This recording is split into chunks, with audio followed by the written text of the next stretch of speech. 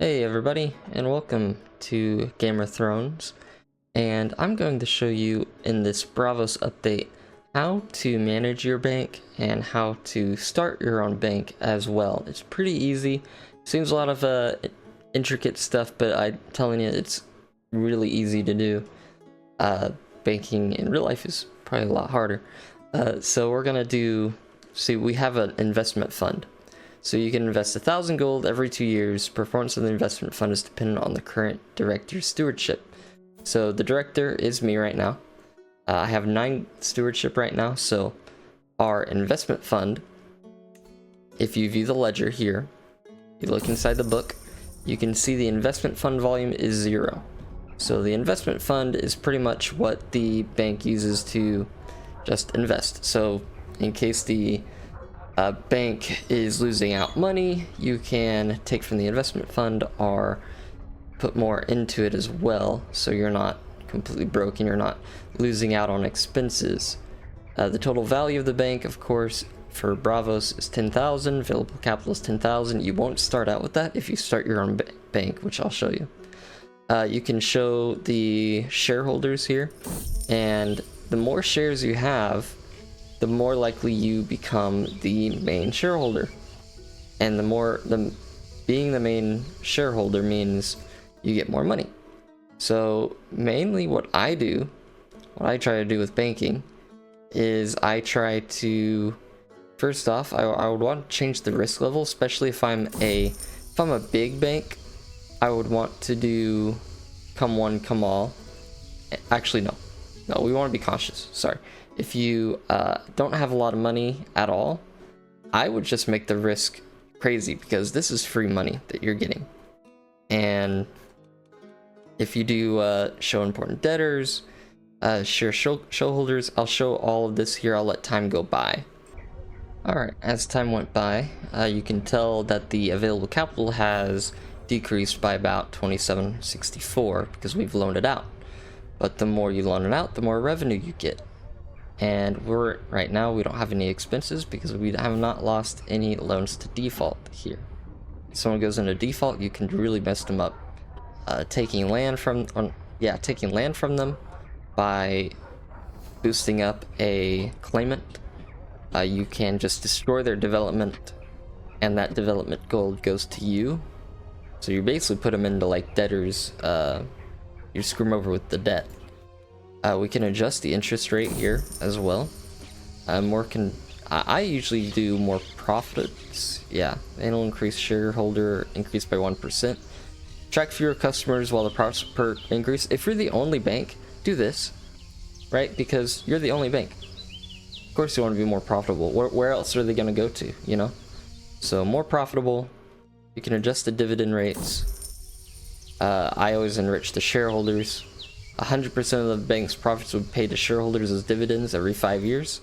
So if you look at the ledger here, the revenue will be split apart all of the shareholders. And if you have more shares, you will have more money here. So we can show the shareholders. Of course, I have 10 shares. I think I can get more shares here. We can also show the important debtors. This guy is asking for 600 gold, and he does not have enough money to pay that back. I don't know if there's a way to see when they paid it off and how long it takes for them to pay it off. But yeah, we can also sell our share, and we can sell it for 100 gold, but we'll keep it. If there's a way to always, or when there's a request for bank loan, there's only my bank, I'm not going to do that. But when there's a chance to get more shares, always accept more shares, always pay for it. In fact, I'm going to replenish the investment fund now and invest more. It is not possible to take money out of the investment fund once it's invested.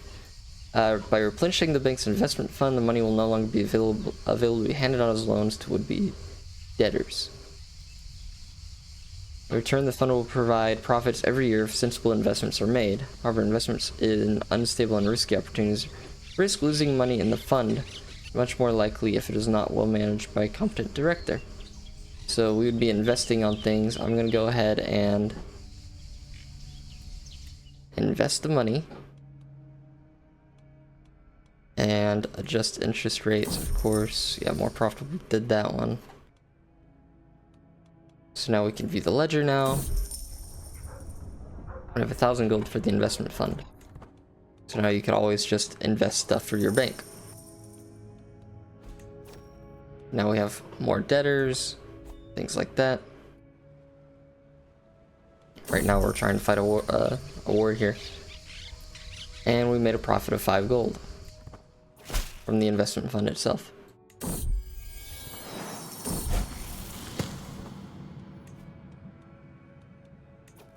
So yeah, that's you could also delegate defaults to automate it, but I always like to do it manually. Like I said, always try to, this is just a run-of-the-mill type of tutorial, nothing crazy interesting here, but just always take shares, or you lose out on making a crap ton of money. Let me show you actually how to create your own bank as well. So in order to found your bank, you will need about 1,000 gold to do so.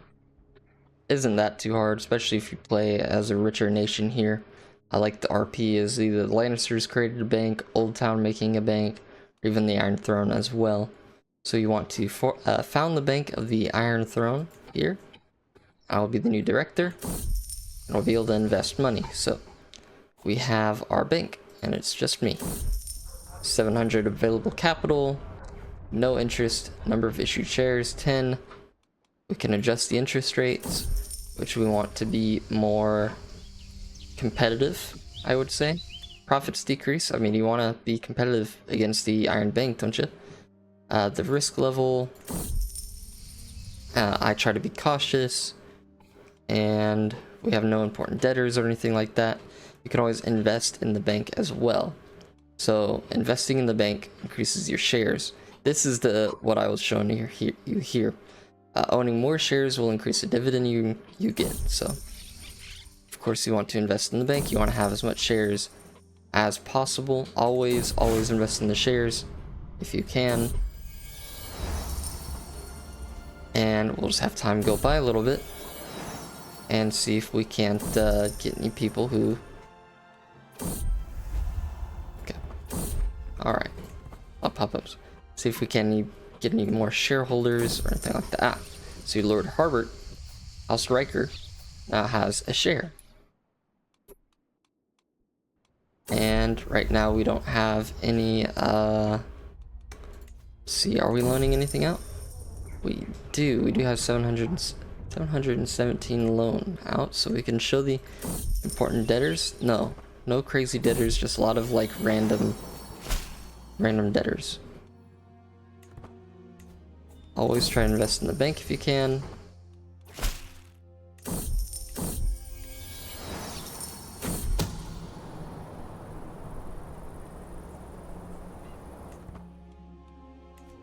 I became one-eyed.